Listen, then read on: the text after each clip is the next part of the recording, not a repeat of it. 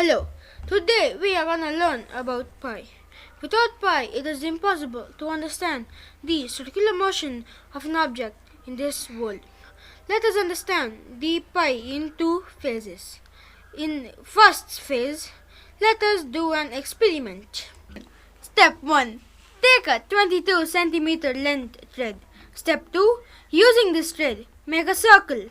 By doing so, we get 7 centimeter diameter circle.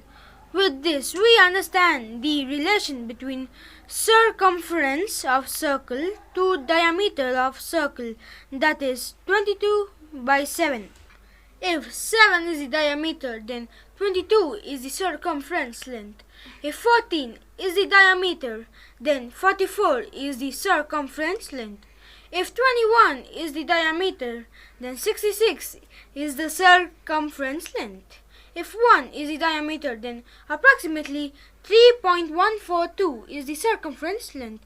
This 3.142 is called pi, and it's coming from 22 by 7. Phase 1 conclusion is circumference of circle is directly proportional to the diameter of circle with proportionally constant pi.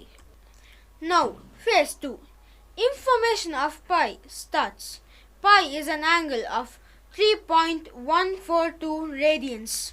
In general, angles can be measured in minutes, seconds, hours, degree, radians, etc.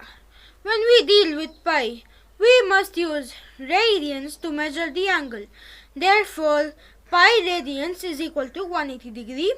2 pi radians is equal to 360 degree is equal to 1 circle is equal to 1 revolution. If an object moving on a circular path completes 1 revolution in 1 second, then it's called 1 hertz. We know that in India, the electricity frequency is 50 hertz. The meaning of this electricity completes 50 revolutions in 1 second.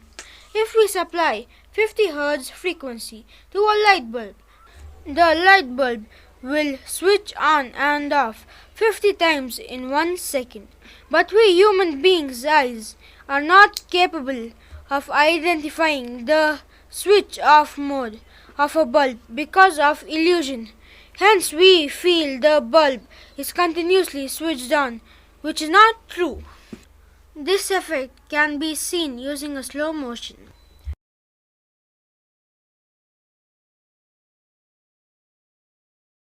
Circular motion, that is speed of bicycle, speed of car, speed of electric motor, speed of pump, speed of train, and the speed of earth, etc.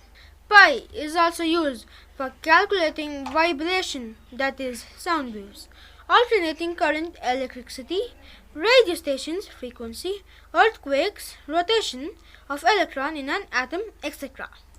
By this, we conclude that without pi, it is impossible to understand the circular motion of an object in this world.